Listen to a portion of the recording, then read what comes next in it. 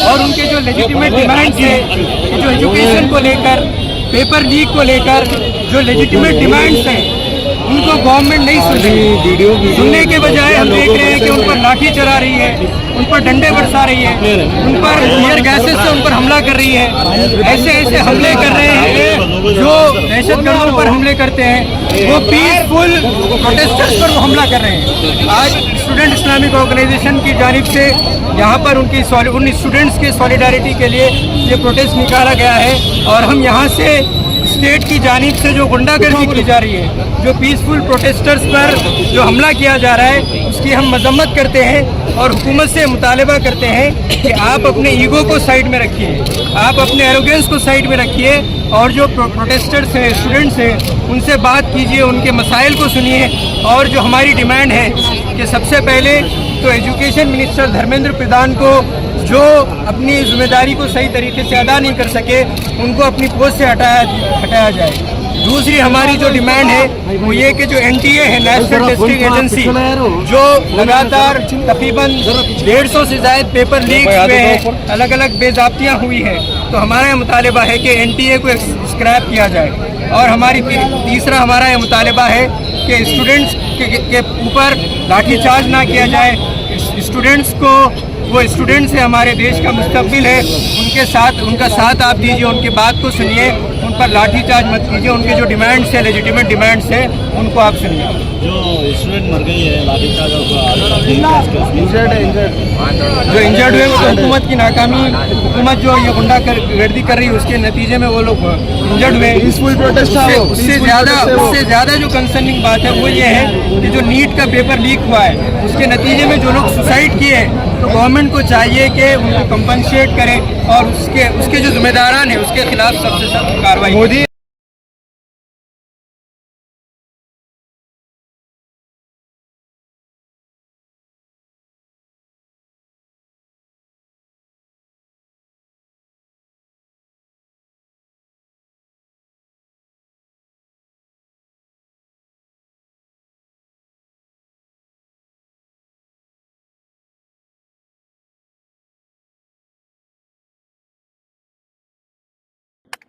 आज चार मीनार पे हमारे चार मीनार के contested MLA assembly incharge Mujeebullah Sharif Sahab, Pattharghatti के division president Siraj Sahab, vice president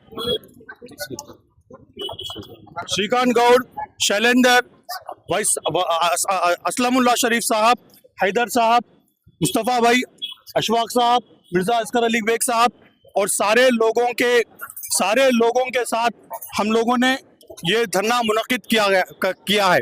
देखिए, पिछले 12 सालों में 152 पेपर्स लीक हुए हैं। 7.5 करोड़ स्टूडेंट्सों को इससे नुकसान हुआ है। ये जो एग्जाम लिखते हैं, ये पेपर बेच दिए जा रहे हैं। नीट का पेपर 45 लाख में बिका है, आईआईटी का पेपर 15 लाख में बिका है। जो एग्जामिनेशंस के पेपर्स हैं वो लाखों में बिक रहे हैं। ये किसान के बच्चे, गरीब के बच्चे जो रात दिन मेहनत करके एग्जाम के लिए तैयार होते हैं, जब वो एग्जाम लिखते हैं तो उन्हें भरोसा नहीं है कि पेपर लीक होगा या नहीं होगा। राहुल गांधी जी के देहरादून के प्रेजेंटेशन में एक बाप आके अपने बेटी के बारे में कहता है, उनकी बेटी 2 साल मेहनत की, 2 साल वो सिर्फ रात में 6 बजे एक फ्रूट खा के सारी रात पढ़ती थी।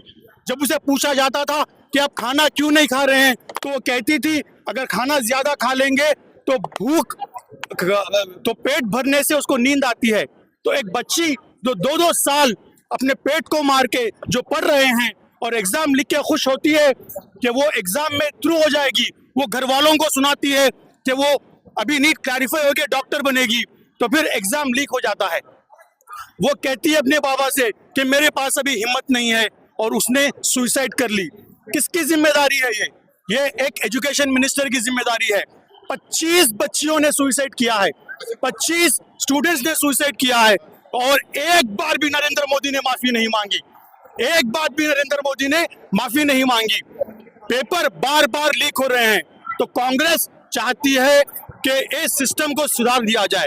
कांग्रेस चाहती है कि धर्मेंद्र प्रधान को रिजाइन करना है, धर्मेंद्र प्रधान की रिजिग्नेशन देना है। और अमित शाह जो होम मिनिस्टर है, जो जिम्मेदार है दिल्ली पुलिस के, उन्होंने स्टूडेंट्स को टेररिस्टों के जैसा बिहेव किया है, टेररिस्टों के जैसा मारपीट किया है। अमित शाह को भी रिजाइन करना है। ये एआईसीसी के तरफ से जो कांग्रेस पार्टी का जो धरना कर रहे हैं, वो एहतजाज हम करते रहेंगे तब तक के स्टूडेंट्स के साथ इंसाफ ना हो। Thank you.